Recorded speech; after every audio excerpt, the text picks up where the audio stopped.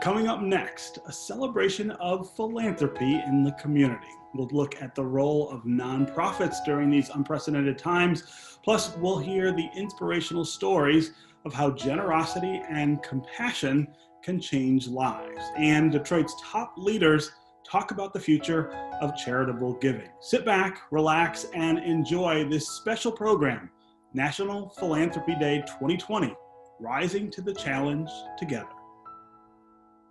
Support for National Philanthropy Day 2020, Rising to the Challenge Together, is provided by Beaumont Health, Ralph C. Wilson Jr. Foundation, Plant Moran, Huntington Bank, PVS Chemicals Incorporated, Urban Science, and by these sponsors: Blue Cross Blue Shield of Michigan, the Remington Group, Wayne State University, Community Foundation for Southeast Michigan, Hope Network, Hudson Weber Foundation, the Children's Foundation, Girl Scouts of Southeastern Michigan, Schoolcraft College Foundation, Max M. and Marjorie S. Fisher Foundation, and Hammond and Associates.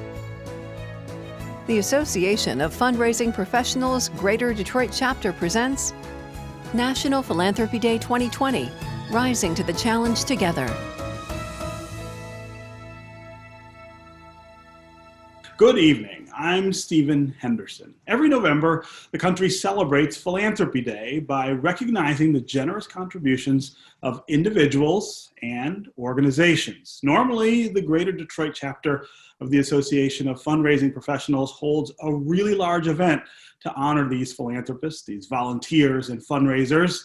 However, the pandemic has forced the organization to change its plans this year. Instead, AFP Detroit is joining with Detroit Public Television to present tonight's program, National Philanthropy Day 2020, Rising to the Challenge Together.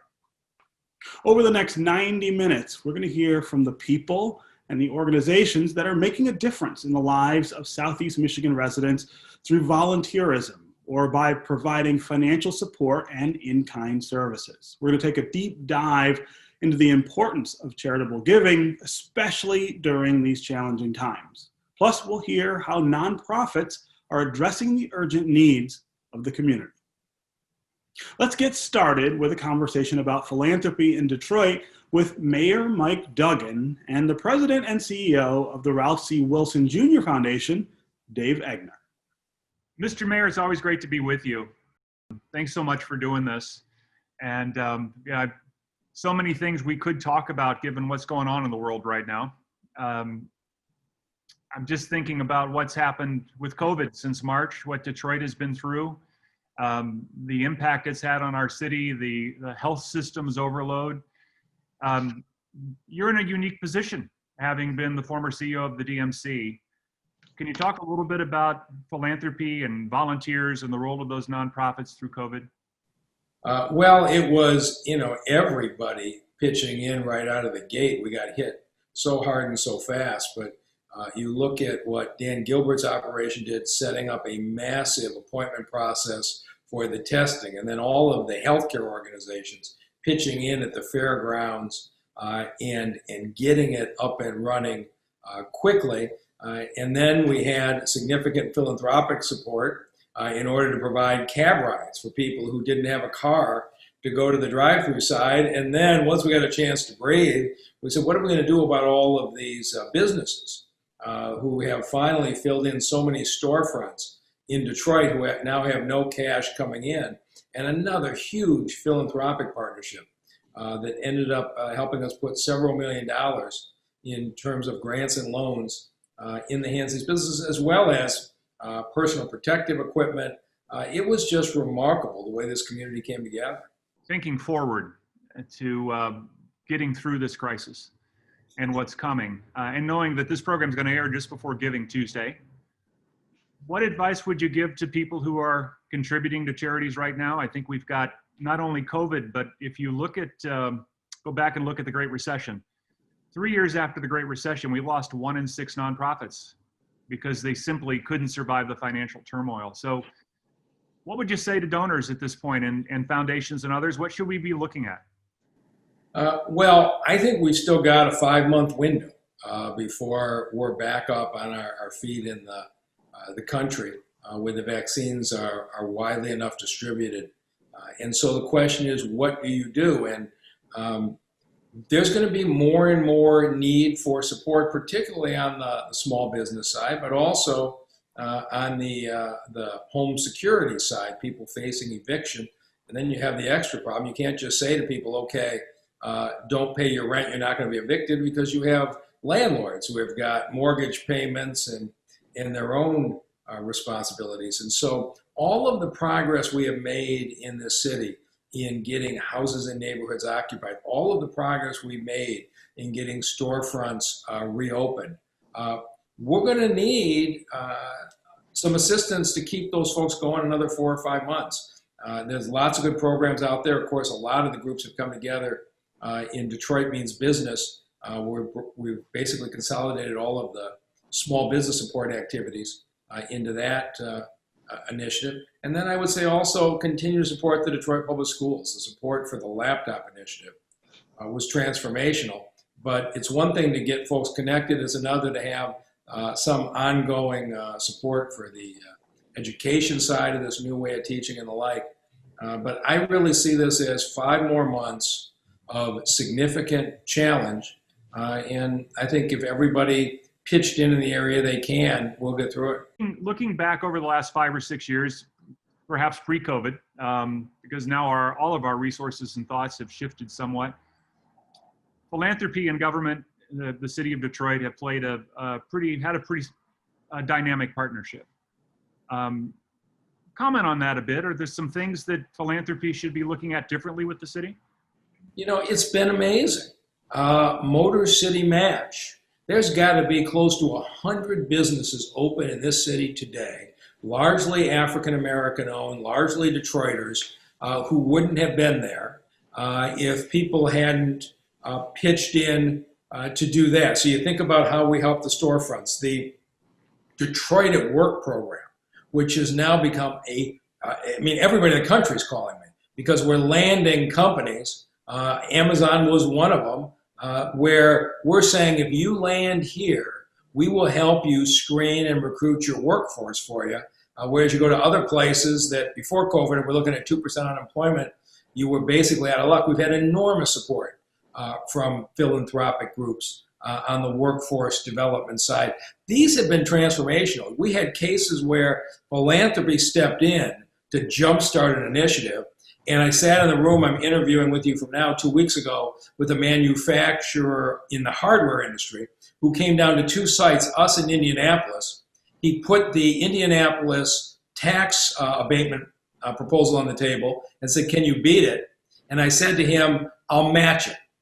He says, you won't beat it? I said, no, I won't beat it. Because if you don't want to be here, I don't want you here. But let me tell you why Detroit is the long-term advantage. What we have in Detroit at Work will fill your workforce more effectively and for the long-term value of your business. He called back a week later, 100 jobs coming to Detroit instead of Indy. That was something, David, that you and others helped get Detroit at Work going. And so it's been just a phenomenal partnership. Of course, the Strategic Neighborhood Fund has been transformational. I can go down the list where you guys came in, got us started, and then we really built a lot of momentum off of it.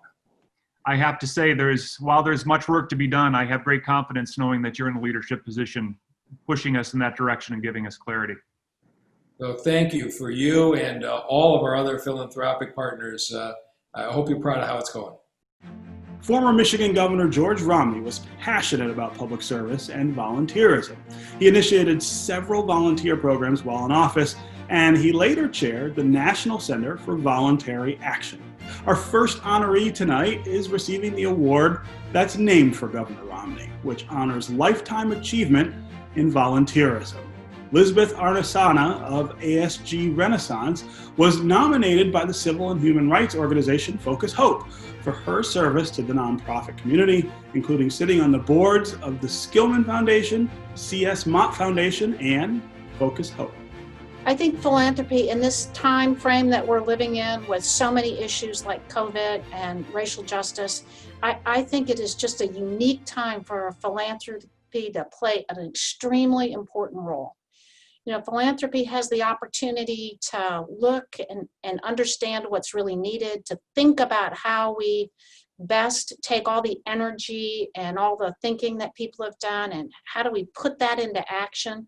So I think the future of philanthropy is extremely important.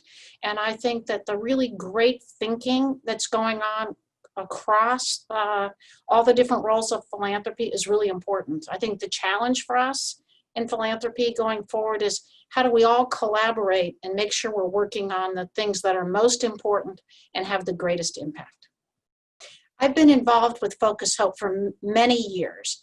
And what I love about Focus Hope is how it works across all kinds of different needs, from childcare to food programs. But what's most important to me is workforce development. For me, the most important thing in life is to have a job where you can contribute, take care of your family and friends, and feel like you're contributing. And a job is the core of that.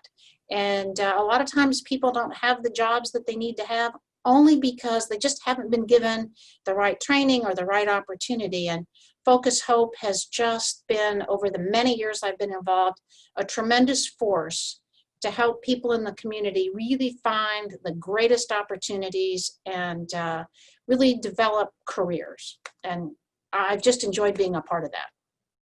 I'm motivated to volunteer for lots of reasons. One is I think that I've been given every opportunity in life, and I was really blessed. And I'm hoping that in some way, when I volunteer to help somebody else, I pass that on. But the other reason, and maybe just as important, is I meet so many interesting people, both the people in philanthropy who have devoted their total lives to this, plus all of the really interesting, smart, hardworking people that just need a little bit of help. So it really expands my life and really adds a lot of value to everything that I do. National Philanthropy Day is a time to acknowledge the importance of stepping up to help others and make the world a better place. Fundraising executives are instrumental in helping nonprofit organizations achieve their financial and volunteer goals. The Children's Foundation nominated our next honoree, Chuck Hammond of Hammond & Associates, for this year's Dr. John S Loh Award for Outstanding Fundraising Executive. Well, I was led to a career in fundraising I was working for political campaigns of all things in the late 1970s. And I literally answered an ad for a job at the United Foundation in 1980, which was charitable fundraising as opposed to political fundraising, of course. And I got that job, and I haven't looked back since. That was a great place to begin my career. It taught you at a young age how to deal with some pretty high-powered corporate leaders in the community. And as I got into the job, and I just developed a great appetite for fundraising as a profession, but also for seeing how the dollars that we raised helped transform their lives. And that's what has inspired me all these years, frankly. The role of a fundraiser has changed over the course of my 40-year career. Fundraising 40 years ago was just emerging as a profession. Colleges and universities and hospitals and healthcare systems were ahead of the rest of the nonprofit industry, which has since caught up. But it just wasn't an established profession back then. And a lot of people would ask you, do you do that for a living? And you reply, yes, I do this as a full-time living. Corporate giving 40 years ago in the Detroit area played a much more prominent role than it does today. Foundations have really come online in the last 20 years to make a huge difference in the community. And we're now seeing in recent years that transfer of wealth from one generation to the next is creating new foundations, like the Davidson Foundation, the Ralph Wilson Foundation, etc. And that's really going to carry us into the future. But remember, over 80% of giving in the United States comes from individuals. I do think fundraising is being challenged in this environment of pandemic. And there's been a lot of civil unrest in this country this past summer, and issues around racial disparities, particularly in fields like healthcare, have emerged as a big priority. So as we move beyond COVID, and right now a lot of fundraising, a lot of grant making in the Detroit area is focused on COVID relief, which is a wonderful thing to see. But as we move into the future, issues of social justice, equity, racial disparities in healthcare, et cetera, as I've mentioned, I think are going to be lifted up as philanthropic priorities in our community. And we're going to see more and more of that focus in the next 5 years. Throughout tonight's program, we're going to recognize outstanding volunteers at organizations all across Southeast Michigan. They are the people who inspire others with their passion and their commitment to giving. AFP Detroit honors them as distinguished volunteers and donors, and you'll see their names on the screen at various times tonight. Plus, you can find their full profiles at mpddet.org. Here's our first group of recipients, along with a look at the generous sponsors and partners of this distinguished honor.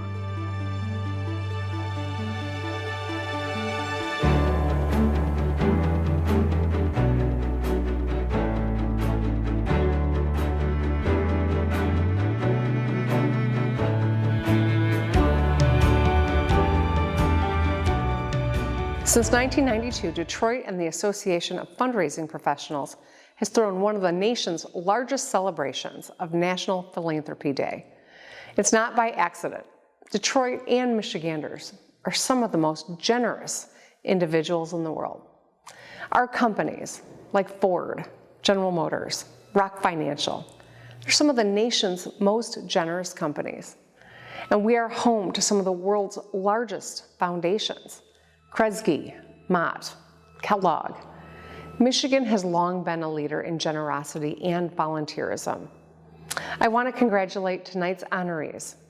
Some, like Miriam Noland of the Community Foundation for Southeast Michigan, I know well through their leadership on issues critical to Michigan. But all of them have demonstrated a passion and willingness to sacrifice for their community and the needs of others. These are true heroes, and sharing their stories and the work that the charities they support, it's important. By amplifying their work, hopefully even more will join them. This year, our state stepped up. We stepped up to a health crisis, despite anger and division. And I want to thank all of you on National Philanthropy Day for your generosity of spirit and your kindness. Not just these honorees, but everyone who puts their own needs aside for a moment to help others. As we approach year end, I want to remind you to think about volunteering and supporting those causes that matter the most to you and your community. This has been a challenging year for our nonprofits, and they need your support now more than ever. Goes without saying that this has been a year like no other in recent history. The global pandemic and massive protests against racial injustice have rocked the nation and the world. We invited 4 of this year's AFP Detroit Award recipients to talk with the Skillman Foundation's president, Tanya Allen, about the impact of these issues on nonprofits and on philanthropy.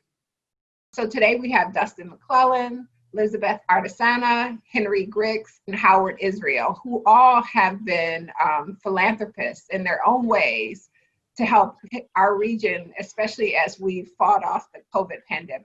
So thanks for being here, everyone. Thank you. I'm going to start with you, Beth, if you don't mind. I'm just curious from your vantage. You've been a business leader. You have served in so many volunteer capacities, including foundation boards for the Skillman Foundation's board, as well as the Mott Foundation's board.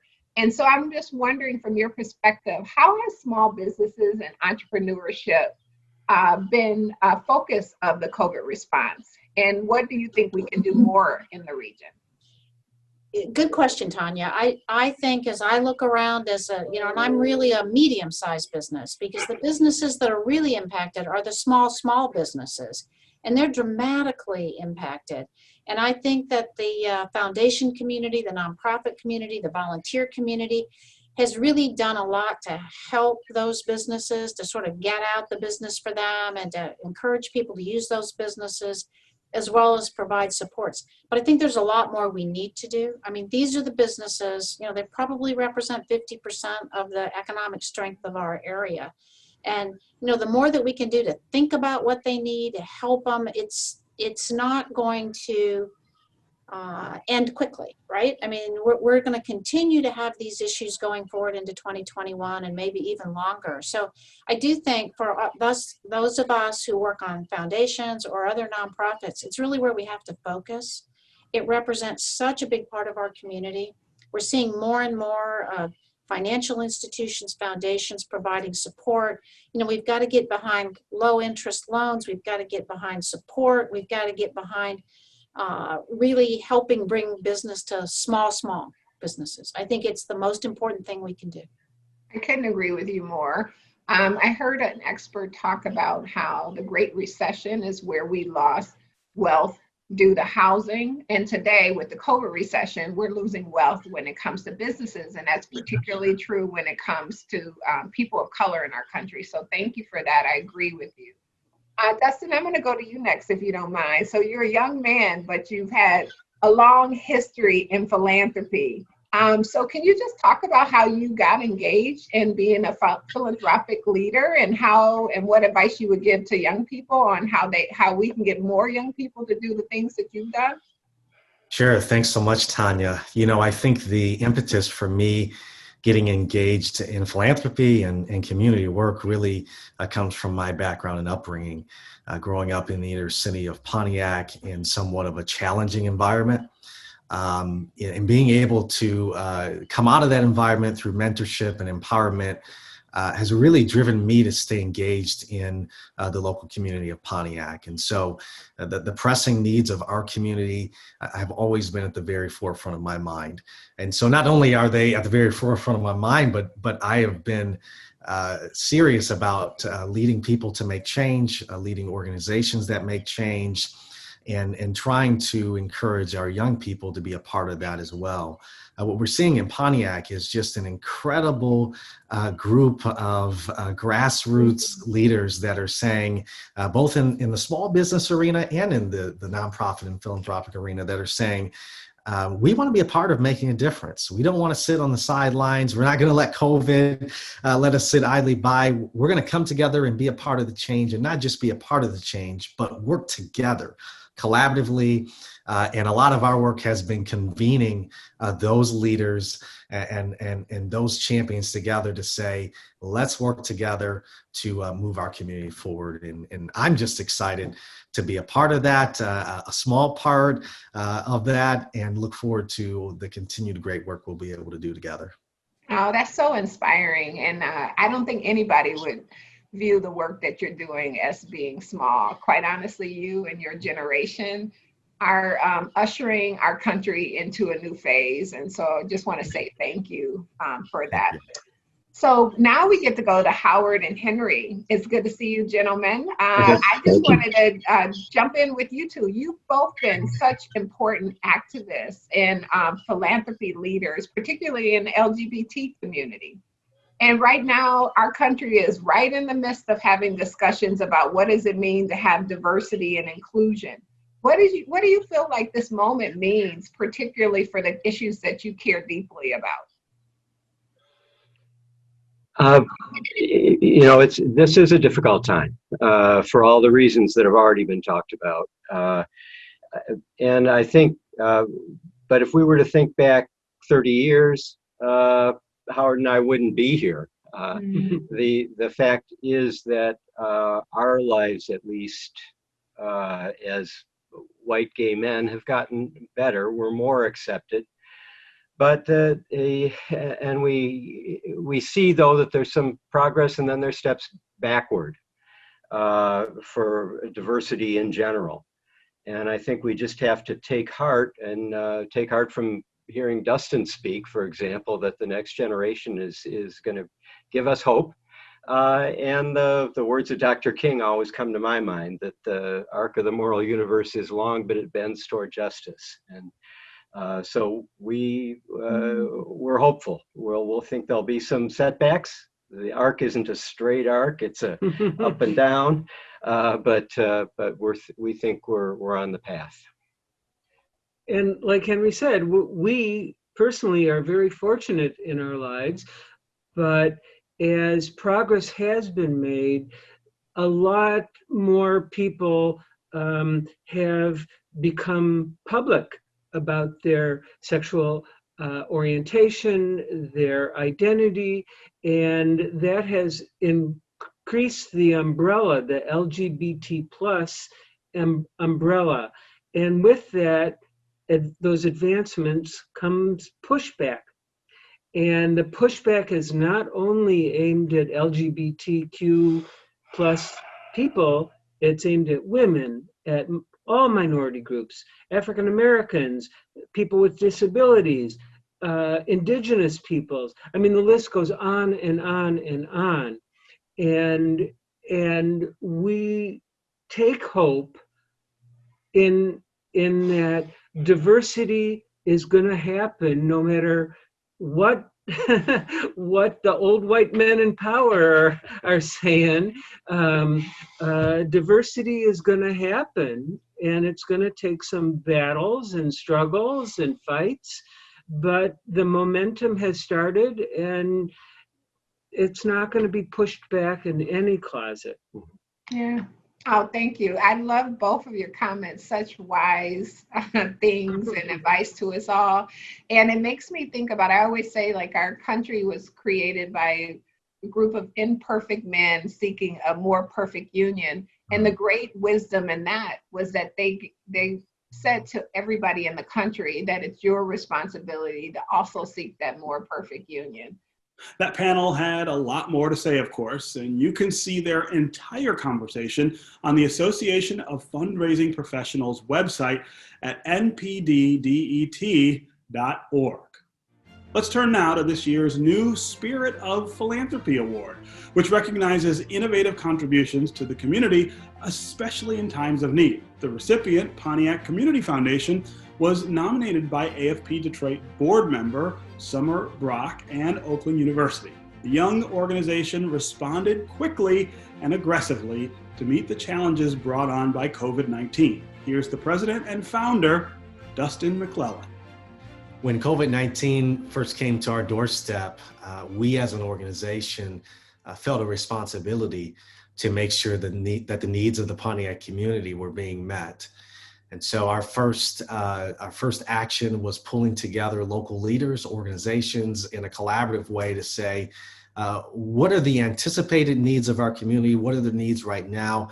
And how can we work together to meet those needs over time? I had no idea that we would be able to launch such a substantive collaboration, or that we would need to do so for such a length of time. But I'm so excited that the Pontiac Community Foundation, Oakland University, Lighthouse, Reciprocity Apps, and also Oakland County, we've all been able to come together with a wide range of community organizations, leaders, and agencies to lead pandemic response.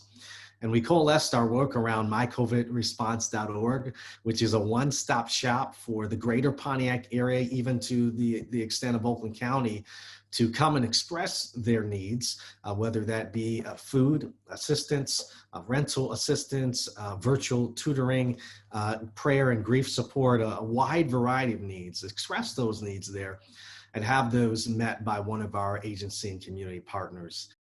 Well, the motivation behind starting the Pontiac Community Foundation really began with my upbringing.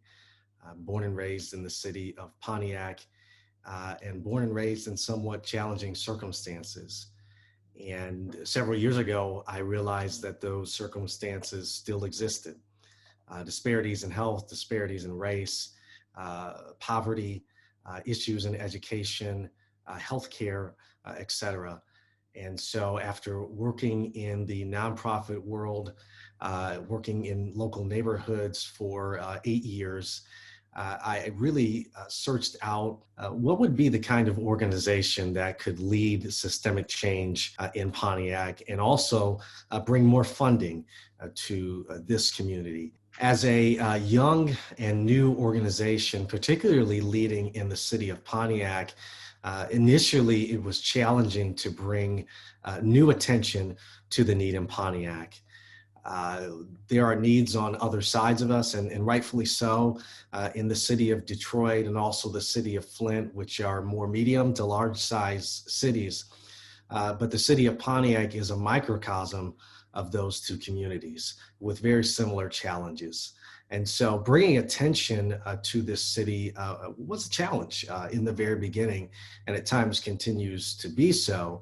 But we're really excited that I think as a part of our efforts and others, that 9 regional funders have made a major commitment to funding initiatives and seeing change in the city of Pontiac, and we're excited to be working with them. So even in the midst of challenges and some issues perhaps in starting an organization like this in a city like this from the ground up, we're so excited that we've been able to meet those challenges and grow our organization over the last few years. This next award is named after the late publisher of the Detroit Free Press, the incomparable Neil Shine. The iconic newspaper executive was known for promoting excellence, courage, and integrity in the media, and he was also a civic activist who was deeply committed to improving our community. This year's recipient of the Neil Shine Award for Media Commitment to Philanthropy was nominated by the Girl Scouts of Southeastern Michigan and Habitat for Humanity. Here is journalist Priya Mann of Detroit's WDIV-TV. I had a lot of strong female mentors when I was a kid, especially starting with my own mom. And seeing a lack of representation in television when I was a kid growing up, I knew that I had a voice and I knew that I deserved to be at the table. And I worked very hard to find a chair, but it doesn't matter if you're not pulling up a chair for the girl coming up behind you. So that's why it's so important to me to talk to young girls about the challenges you're facing. I think that we live in a society where there are just impossible standards, not just for women who are on television, but women in general. And now with social media, I think it's really important for young girls to see their own value, not only when they see somebody who looks like themselves, but also someone who understands how challenging it is to be a young girl trying to find your voice. And actually, you know, Meghan Markle said something, and I repeat this often. She says, we often talk about women needing to find their voice. In reality, we need to encourage people to listen. And I think that's something that's really important when I am talking to young girls, is to listen, to hear what their experiences are like. And I end up walking away so inspired. Philanthropy has always had a very special place. And I think that now it is just so important, if you can give back, to give back. And I think as a journalist, we're on the front lines of sort of the trauma that people are experiencing, and you witness it. You interview families where parents have lost jobs. You're talking to families where kids aren't going to school. You're talking to families who've lost loved ones. You know, here in Detroit at the start of the pandemic, Detroit was hit incredibly hard. This was a virus that was disproportionately killing Black and brown people. And then you see the city, they rise up, they start to enforce and practice some of those CDC guidelines. And you start to see those numbers coming down in Detroit, and you see this community coming together. It's very humbling to be on the front lines of that in order to hear those stories and to see how resilient Detroit is, to see how resilient the people are. And I think that it just speaks to wanting to give back in one way, but the other, I just walk away talking to these families, feeling hope for the future. There's been so many times where I've talked to families who are dealing with something so tragic and so life-changing and devastating, and they still find a way to inspire others, whether it's through forgiveness or how they've learned to sort of cope with something unthinkable. I humbly am a very small cog in a much larger wheel. I think that in my small little world, in my small little way, I am trying to make a difference, trying to leave the world in a better place than I found it. I think that it can go hand in hand. A lot of journalists, they get into the industry, they get into the business because they're passionate about social justice. And I feel like part of connecting with the community is connecting, especially in my case, with young people and seeing that next generation. I think that giving back is a way not only to sort of help in whatever small way you can, but I also learn as well. I learn as much from these young girls as I hope that maybe I can sort of plant a seed or a small nugget that will later grow.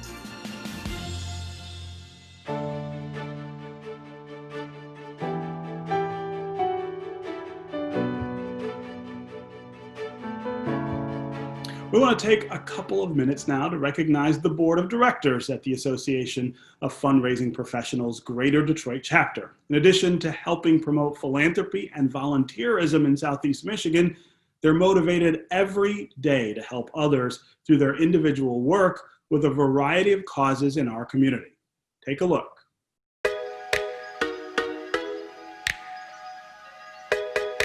Hi, I'm Steve Reagan with Hope Network. We raise money to help people overcome challenges. I'm Summer Brock from Cranbrook Horizons Upward Bound, and I fundraise to provide college access because every student deserves a quality education. My name is Melissa Wise from Leader Dogs for the Blind. I raise funds to provide highly trained leader dogs and white cane training for people who are blind or visually impaired from across the country because everyone deserves a life of independence and opportunity, and it's urgent that we reach more people who are blind and in need. Hi, my name is Leslie Carmona and I work for Wayne State University.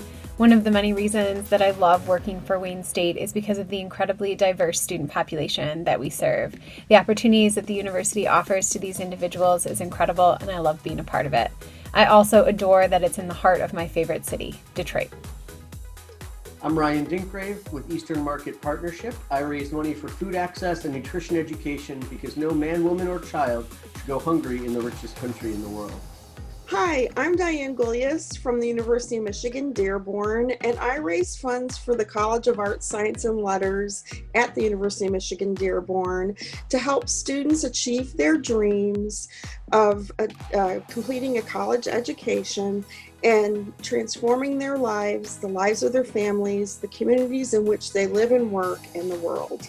I'm Maura Casey from Teach for America Detroit, and I raise money for equitable education because all children should have the opportunity to attain an excellent education. My name is Erica George and I work for the Empowerment Plan.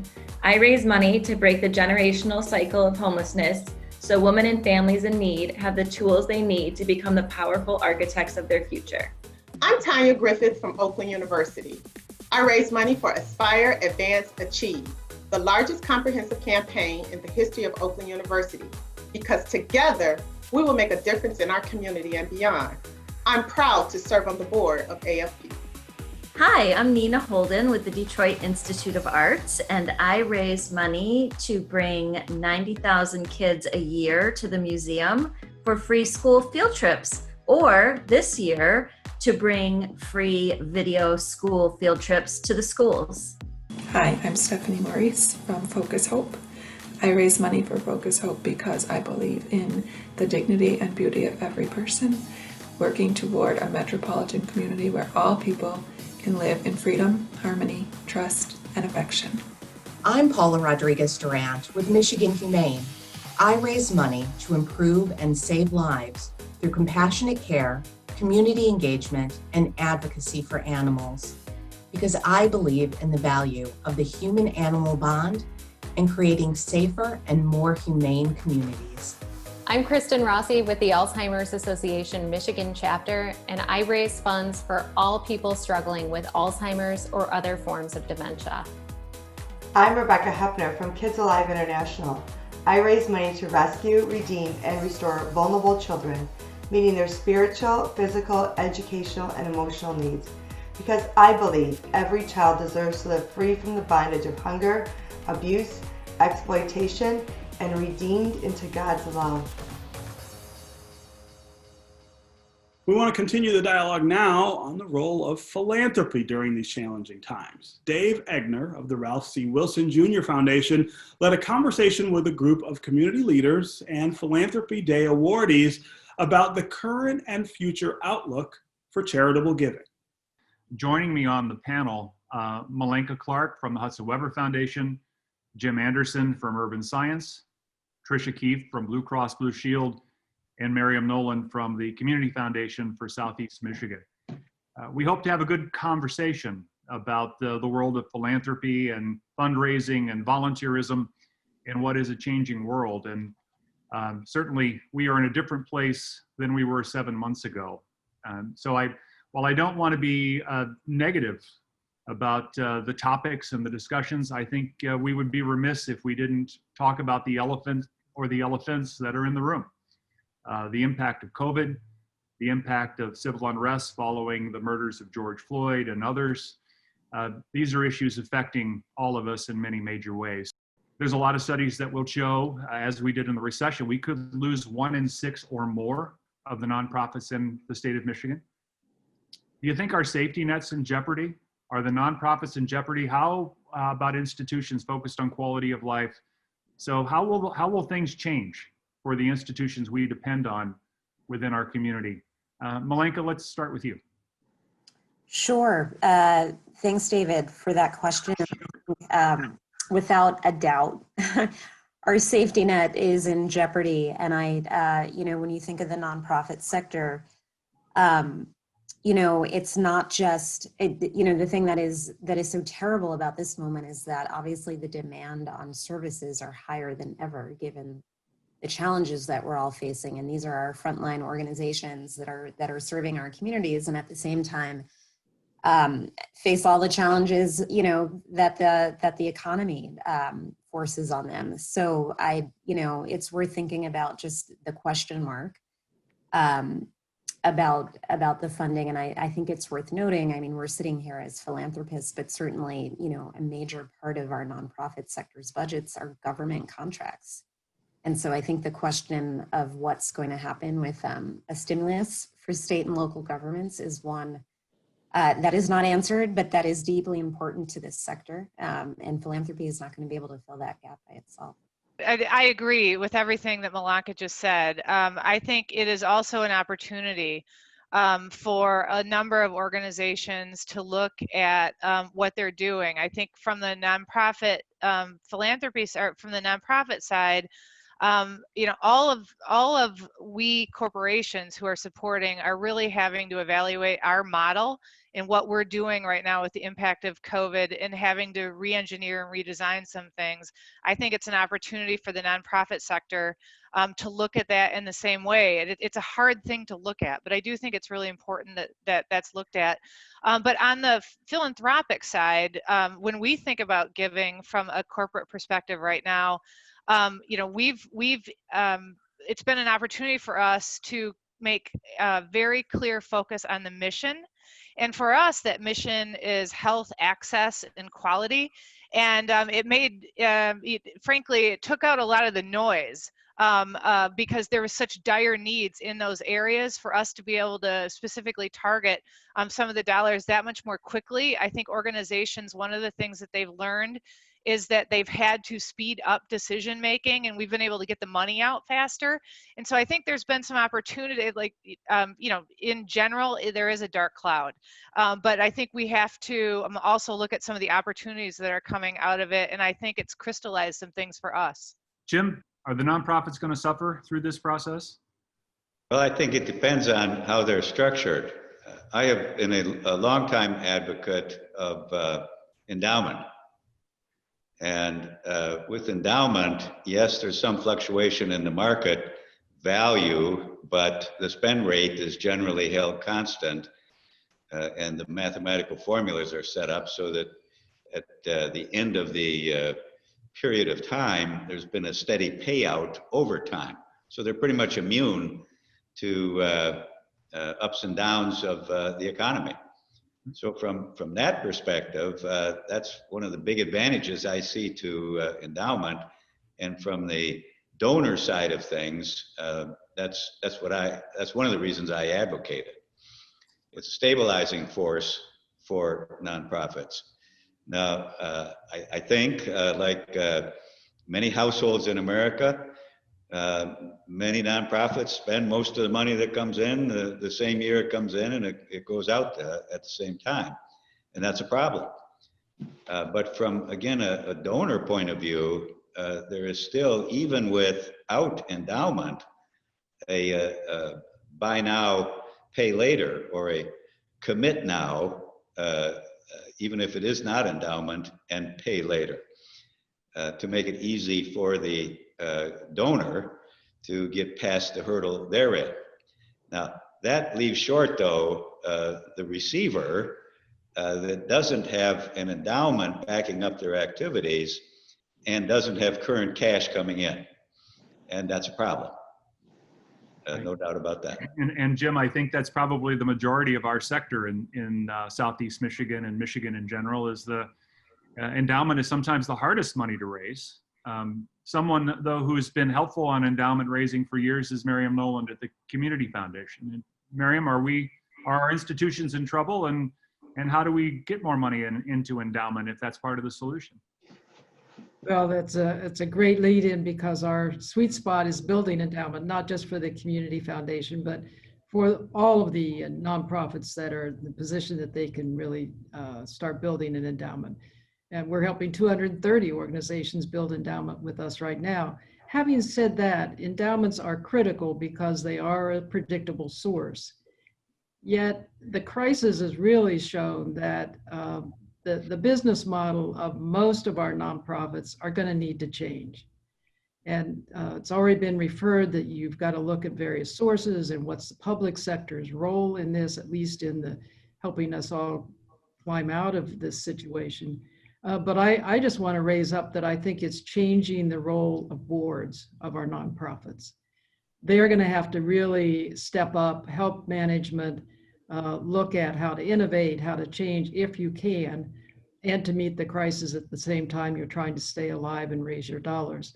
So in the short run, I think you're going to see a lot of change. Are we going to have a great loss in the number? Maybe. Nonprofits are a little hard to kill off, and that's sort of a negative way to talk about it. But I think you will see that 2 or 3 years from now, we're going to look different in this sector. You can hear more of that conversation at npddet.org. Turning now to the Outstanding Foundation Award sponsored by Plant Moran, which recognizes community involvement by a private foundation. This year's recipient, Hudson Weber Foundation, was nominated by the Detroit Riverfront Conservancy. It's not the first time the foundation has won this award, which is unusual, but it's clear their work has become even more urgent in our community. Hudson Weber supports the city's built environment, community and economic development, arts and culture, and safe and just communities. Here's the foundation's president and CEO, Malenka Clark. I think the most pressing issues facing our community are twofold. One is inequality, and that is true in our community and frankly true in our nation. In Michigan alone, we've got 40% of the population that is, even before COVID, struggled to meet their basic needs, and our economy is just not producing enough living wage jobs. And the other thing facing our community and our nation is structural racism, and that's the legacy of 12 generations of slavery, 4 generations of sanctioned Jim Crow segregation. And then following that, disinvestment in our communities, federally sanctioned efforts that segregated our communities and also denied access to mortgages, which took away wealth, access to wealth and home ownership, differential access to education, inequitable funding, and differential access to healthcare. So philanthropy has an important role to play in alleviating these issues. And I think this moment of reckoning that is happening is forcing philanthropy to really consider and rethink what we fund and how we fund. And I think on that question of what, we are past the point, I think, of feeling like investments that ameliorate symptoms are really the highest and best use of our dollars. And I think that many foundations and funders are thinking about, how do we get into the business of addressing root causes and system change, because that will be the true measure and lever that needs to be moved to see better outcomes. On the how, I think the other thing that is happening in our field of philanthropy is a real taking stock of our own accountability. And that is thinking about our investments informed by those that are most proximate to both to the challenges that we're trying to address and also the opportunities. Are our investments informed not just by those of us that are sitting in the foundations, but by those in the community? Do they really have seats at our tables? Are we making room for them and inviting them in to lead in the spaces that our power and privilege brings us into? I am happy to talk about the riverfront, and I'm really proud to acknowledge that Hudson Weber is one of the earliest partners of the Conservancy. That's been a relationship over 15 years in the making, and I couldn't be more proud of supporting their stewardship of what is really a world-class park. When I think about the riverfront, I think that an asset like that really speaks to the identity and aspirations of Detroiters. And as a Detroit resident myself, I am, it's such a gem for our community to have. And it also is the other thing I really want to speak to is the fact that the way that the Conservancy has planned its programming and the built environment that it's creating has really been informed by the community. Our next awardees have made it their life's mission to support and advocate for the LGBTQ community. Howard Israel and Henry Grix were nominated by the ACLU of Michigan for their unwavering commitment to human rights and to equality. The two men received the Edmund T. Ahee Jewell Award for Outstanding Volunteer Fundraiser, named in memory of the late philanthropist and jeweler. We think it's always important to give money to organizations that support our values and our thinking and who support progress for minority groups and groups that are being assaulted physically and emotionally and intellectually and in terms of their legal rights. So it's important to always support these organizations. The way it's changed is certainly the tone of the whole world, and especially the United States, that LGBTQ people are much more visible than we've ever been. We've had more freedoms than certain segments of this community have had more freedoms. But there's a number of segments that are under attack and are prevented from being happy, healthy, strong people. We're motivated to support organizations that we think are important, particularly at this moment in time. And I'm particularly honored that we were nominated by the ACLU of Michigan, which we think promotes equal justice, both social and legal, for all. And we worked with them on the effort to expand the right to vote by absentee ballot in Michigan. And we're, I think, very proud of that. We've also just learned an enormous amount from the Community Foundation for Southeast Michigan, both of us, and serve on a couple of boards there. I'm fortunate to be on the DMC Foundation board too there. And it's, those are, we're proud of the fact that we've been able to learn so much by contributing. We feel that we're getting back a hell of a lot more than we're putting in.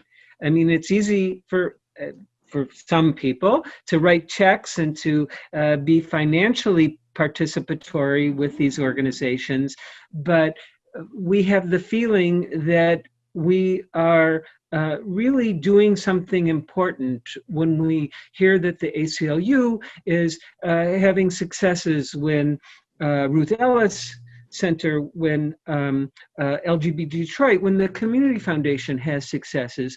We feel very much a part of that success, and we're very grateful for that. We feel very fortunate that we're in a position where we can give and participate in that manner. I think we're concerned that smaller nonprofits are going to fall by the wayside. So giving and philanthropy, I think, are going to be increasingly important because of the increasing needs and also the increasing difficulty of gathering funds and distributing them, whether it's food or dollars or services that are sorely needed.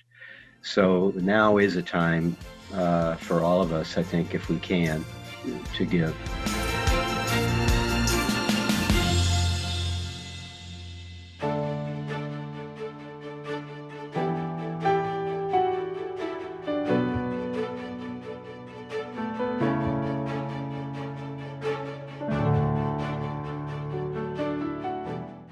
The late Detroit Tigers manager Sparky Anderson was passionate about caring for the next generation.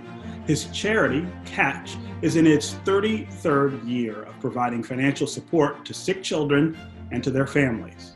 It's that same spirit of giving that led AFP Detroit to create the Sparky Anderson Award for Youth in Philanthropy. This year's recipient is my alma mater, University of Detroit Jesuit High School, nominated by Focus Hope.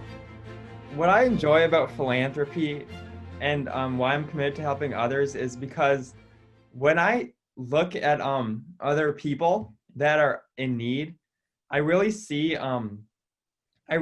like God in their eyes, and I see in our communities, I think there's a lot of need that just goes unnoticed. And at first I was a little bit unsure about joining the Ignatian Service Corps and all the other service that I do, but I think that I really have become much more aware of how much need there really is in the community, and helping others has really just been an amazing experience, I think, for me. But so at first when I started this club, I wasn't helping out at the club. I wasn't really sure of what I was getting myself into, but I think I've become so much more aware of all that all the need that there is, and it's so good to truly be able to help out the community and all the different things that I do.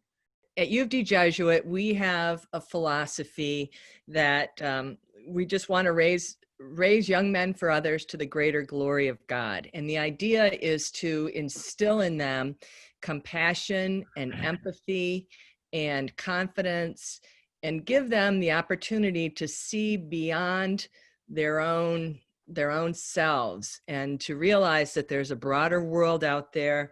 At U of D Jesuit, we want to educate the whole person.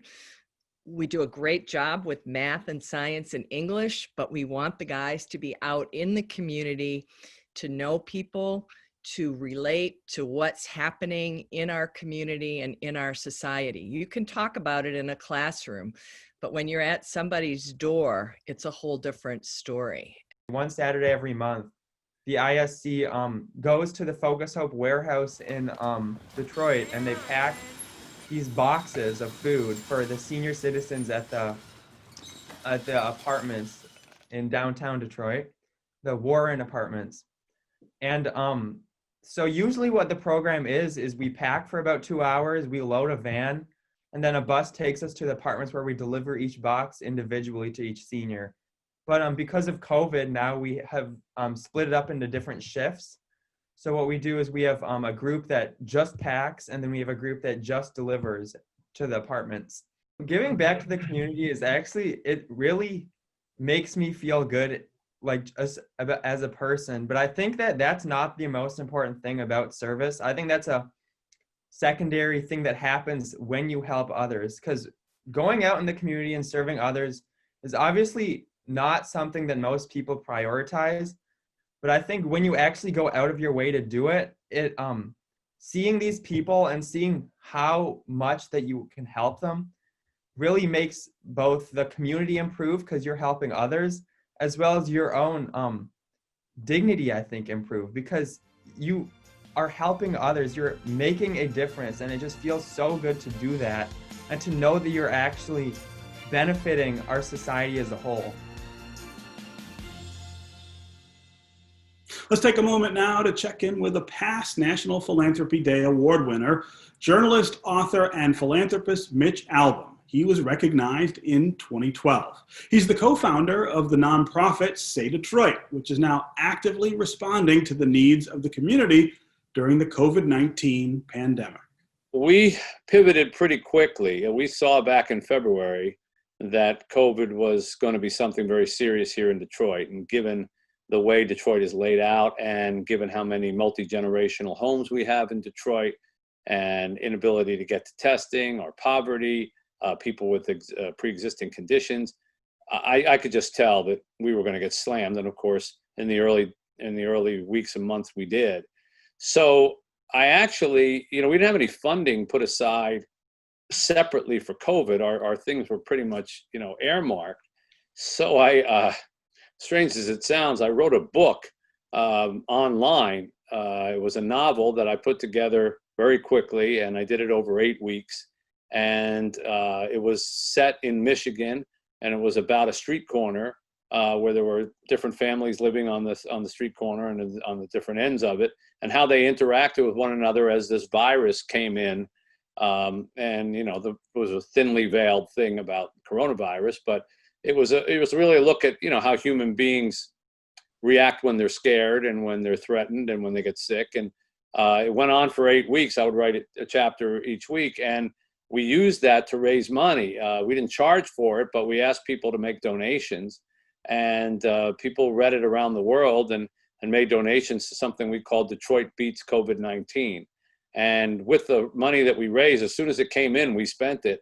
And we did everything from, we fed seniors who were homebound, up to 2,000 seniors every week, to make sure that they didn't have to leave their homes, make sure bringing food to them, PPEs for first responders, thermometers for fire stations and the like. But the biggest thing that we did, amongst others, was we opened COVID centers. And we actually opened the first COVID testing center for people to walk up to, because you remember there was only that one up on 8 Mile by the fairgrounds for a while there, and you had to drive through it, and a lot of Detroiters don't have cars. So we tested thousands of people throughout the city. We still continue to do that. Now let's continue with this year's philanthropy honorees. The Outstanding Corporation Award recognizes companies that provide financial support and encourage others to give. This year's recipient, Blue Cross Blue Shield of Michigan, was nominated by Wayne State University for its commitment to build healthy communities. Here's Blue Cross Blue Shield of Michigan President and CEO, Dan Lett. Really on behalf of the 10,000 employees at Blue Cross, we're really honored to receive this award. It's been our mission as a company for 81 years to be a trusted partner in the community. We support programs and organizations with contributions, volunteers, employee drives, annual giving initiatives. We're trying to make a difference. That's what we do at Blue Cross. We take our social mission very seriously. For example, we're the largest funder of free clinics in the state. Millions of dollars have gone to free clinics over the years because we think that's an important part of what we do in fulfilling our social mission. I'm proud of all the employees at Blue Cross. We pitched in very quickly to do what we needed to do in our community. That was partnering with providers, waiving co-pays and deductibles around COVID testing and COVID services, moving into telehealth really quickly, so people could handle visits with their doctors virtually, which is a big deal and has been a big deal during the COVID pandemic, by lengthening the ability to get prescription drugs on a 90-day basis, which slowed down the need to go to the pharmacy. And then over $1 billion to support the healthcare ecosystem throughout Michigan. When you cover half the people in the state, your ability to answer the phones and pay the claims is essential to the healthcare ecosystem. And our teams and our people, I think, have done a great job in collaborating with everyone and getting the job done. Blue Cross is part of the fiber of Michigan. You know, we have customers and subscribers in every zip code in the state of Michigan. We're in every community in the state of Michigan. And so to be able to be part of those communities, we need to know what's going on when there's opportunities with employee-based programs. Whatever we can do, we do, because we're part of Michigan. And I think our social mission and what we do in community responsibility is very much part of who we are as a business.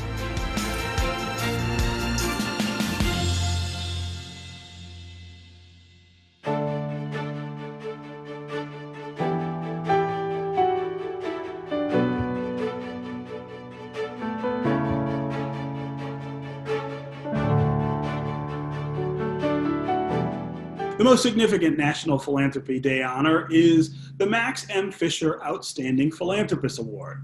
The late businessman and philanthropist Max M. Fisher was a champion for the city of Detroit's Renaissance. He supported numerous charitable and civic organizations, and he raised millions of dollars for philanthropic and political causes here and all around the world. The Max M. and Marjorie S. Fisher Foundation continues to be a humanitarian force in our community, and they have a special relationship with AFP Detroit. Here to tell us more about the legacy of Max and Marjorie Fisher is their granddaughter and foundation board member, Amanda Fisher. Max and Marjorie, my dearie and pops, instilled in our parents and their grandchildren and great-grandchildren the joy of giving. Their legacy lives on in the core values of philanthropy and leadership that we will pass on for generations to come. My grandmother once said about our partners in this work, "I could never give enough to show how grateful I am that they have let me into their lives." And for us and for my family, giving together means working shoulder to shoulder with our selfless staff, our professional partners in the field, and our neighbors who live closest to the issues we hope to face. And they are giving us the gift of allowing us to walk alongside them. Humility is a core value that my grandparents instilled in us. And while neither my pops or dearie sought attention for their work, they were so proud to have their names on this award because it emulates exactly what they stood for: leadership, love, bettering the community, and it celebrates so many amazing philanthropists. And Mr. and Mrs. Anderson are now just etched on a long list of philanthropists who continually give with their heads, their hearts, and their hands, who bring light to the amazing projects through their giving and set an example of humility and philanthropy, truly loving the people who will use the resources and help repair the world. And we couldn't be more proud. The Max M. Fisher Outstanding Philanthropist is a leader whose generosity helps transform our community and local nonprofits. This year's recipients, like the Fishers themselves, are a power couple in Detroit philanthropy. Jim and Patty Anderson were nominated for this honor by Wayne State University and Beaumont Health. Jim and Patty Anderson exemplify the criteria for the Max M. Fisher Award for Outstanding Philanthropists, and it is my privilege and pleasure to say a few words about them. Jim is a visionary leader in all aspects: his company, Urban Science, his philanthropy, and his volunteerism. He serves on the Wayne State University Foundation Board of Directors, and I know personally how hard he works to ensure the success of the university. Jim is accountable to his own high standards in philanthropy and business, and as a volunteer leader. He holds others accountable too. Jim doesn't just give and walk away. He gets engaged and does whatever he can to ensure the organizations, programs, and people he and Patty support are successful. He is one of those people who gives generously, applies his expertise, serves as a leadership volunteer, and is a relentless advocate for what he believes in. You know, this is an award for both Jim and Patty, but so far I've mentioned everything about Jim. That's because I know him a little bit better because we work together. But I've been with Patty enough to know that Jim would not be whole or complete without her. They're very different people, but they have a few things in common: First, they're very humble donors. Secondly, they're absolutely committed to their family, and they are just nice people. They do what they do, not for the recognition that comes with giving, but they do it because they just want to make a difference. Individually, they're great people, but together, they're just absolutely terrific. Jim made a major gift to the College of Engineering, the largest gift in the history of the College of Engineering, and one of the largest at that time at the university, a $25 million gift, which that gift we established Jim and Patricia Anderson Engineering Ventures Institute to really bring that innovation entrepreneurship culture to the college, to faculty and students. And that was the public phase of our University Capital campaign, which ended in October of 2018. The Institute mission is to translate research and development into innovation and entrepreneurship. So moving from R&D to I&E. R&D requires faculty publishing, go get funding from federal government and so on. And innovation really talks about creating new solutions that can be lead to commercialization. And you're dealing with venture capitalists and so on. Jim's leadership, I think, is lead by example. I think one of the really things that I admire about him, he roll up his sleeves and do the work himself and make sure that people follow. And Jim has never taken, it cannot be done. It can't be done for an answer. I support Wayne State for at least two reasons. One is, if it hadn't been for Wayne State, my college career, wherever it might have been, would have taken me down a completely different path than I ended up. In other words, because I chose Wayne State for my education, I was able to make the connections that eventually ended up in my ability to start urban science. Wayne State is perfectly located with want-to-be entrepreneurs that need a break and industry partners that need help from entrepreneurs. That's the connection I made with the auto industry 43 years ago. And that opportunity for similar connections to connect problem solvers with problem owners is what made urban science what it is and can make many more entrepreneurs equally successful too.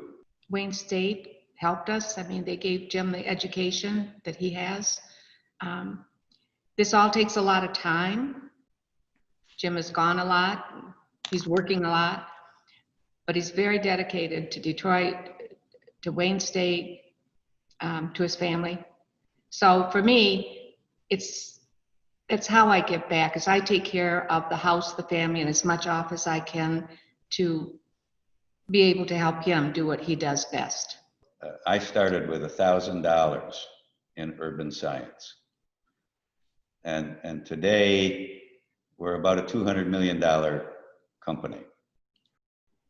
The leveraging of that small amount of money to what I think of as a large amount of money is possible for many people coming out of Wayne State, still in graduate school at Wayne State, that simply would like a direction on how to replicate what Patty and I have been able to replicate. I think it's an honor to receive this. I'm not sure I'm qualified. Jim certainly is, but I'm very proud of him. I'm proud of everything he does. We have been blessed. We have a beautiful family. Haven't spent as much time with them because we're busy, but we're hoping that it's going to change someday, and we're going to be able to watch all that's been created and go feeling good about what we've done. The outlook for philanthropy going forward is a positive one because I believe in the United States and its ability to maintain leadership in entrepreneurship. It's the land of the free, where everyone gets a chance to go for the gold ring. I got that chance with $1,000. We'd like to give that chance to many, many other people to take the chance, work just as hard, and produce similar results.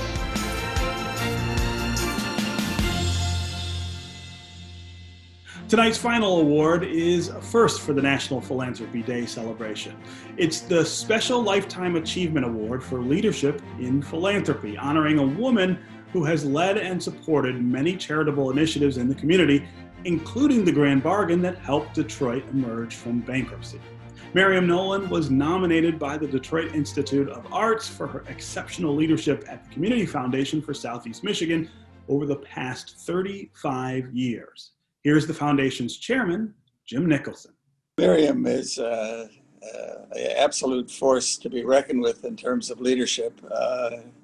I think the crowning bit of her leadership was when she facilitated the Grand Bargain, where she acted as the catalyst that brought together all 10 foundations to save the DIA, the Detroit Institute of Arts. So that will go down in the history books as one of the great achievements, one of the miracles, if you will, of Detroit. And it would not have happened without Miriam. But she does lots of other things in this community.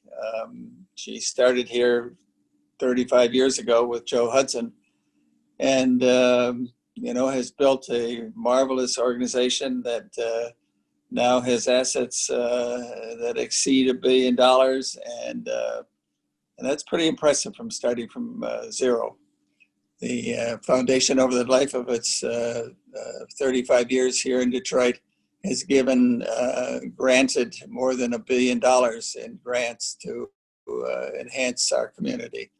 So it's a force for good in our community, and it is growing, and its reputation is excellent in the community at large and in the nation. I've been in philanthropy for more years than I can count. It's been a long time.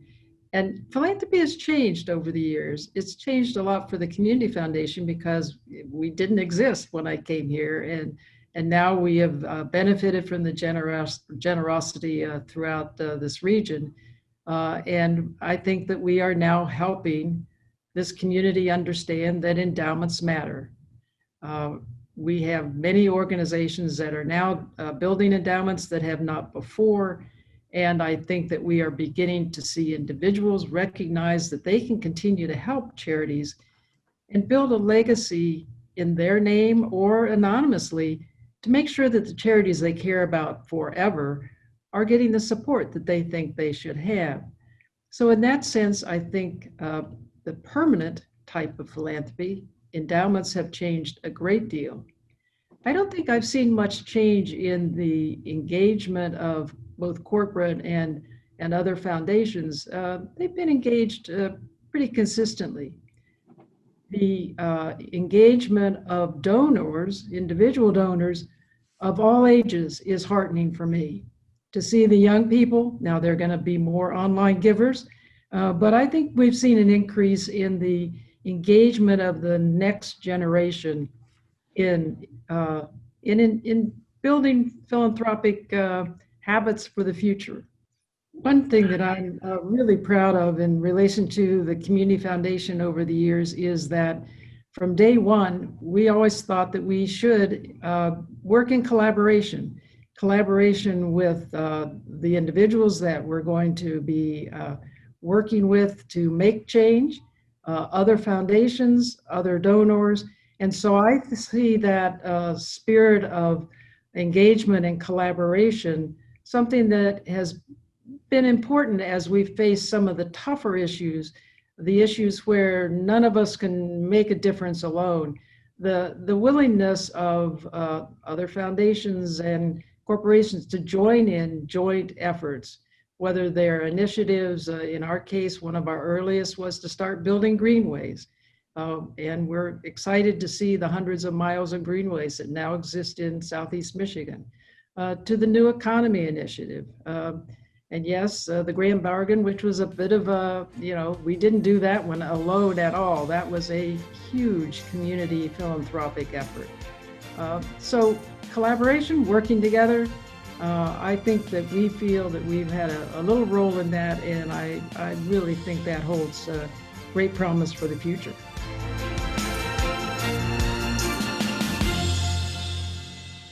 The latest reports show charitable giving was up for the second quarter of this year, proving that Americans are stepping up to the challenge during these tough times. The entire world will celebrate giving and generosity on December 1st, known as Giving Tuesday.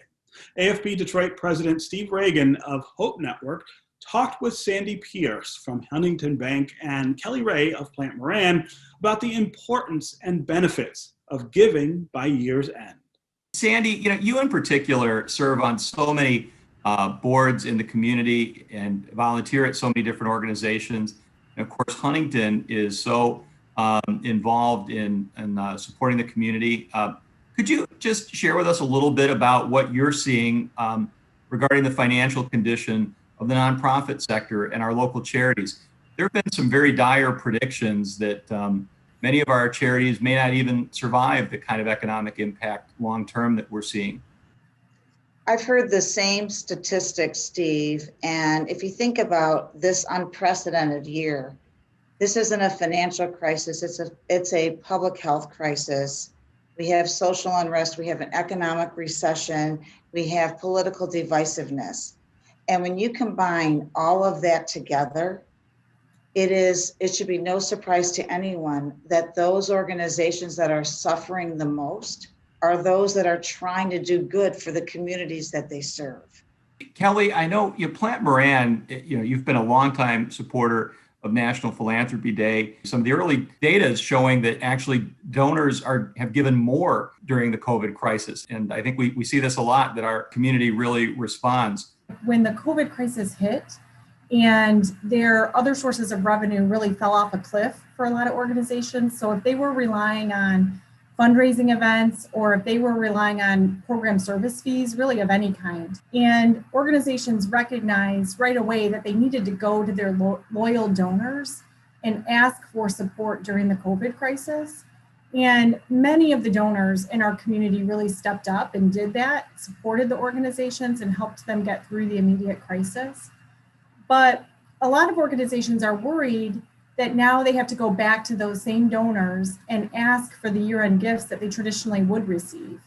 How has this last year impacted Huntington's philanthropy and community involvement? As soon as the pandemic and the shelter at home shut down so many of the businesses and really put pressure on the nonprofits, we put out a charitable response fund. So beyond our normal charitable giving, we added quite a lot into just a segregated charitable response fund.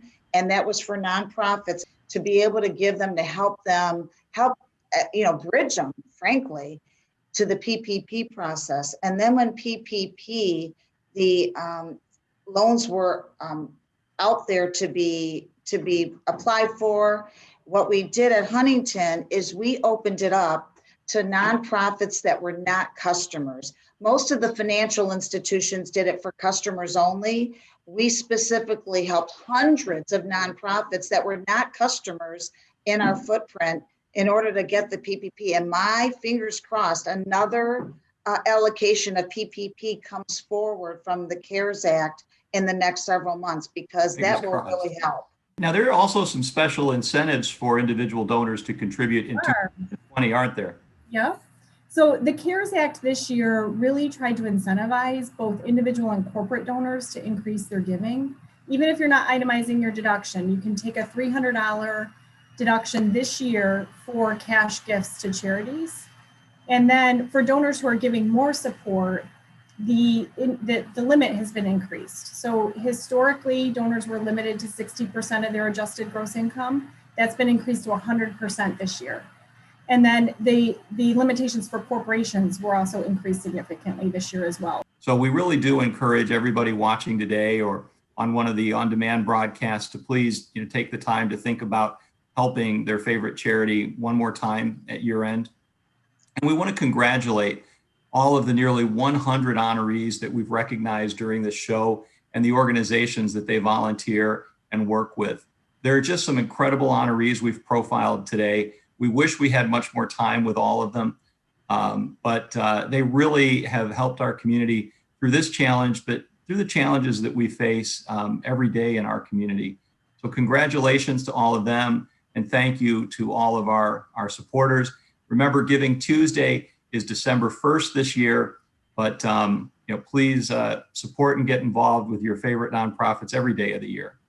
Thank you.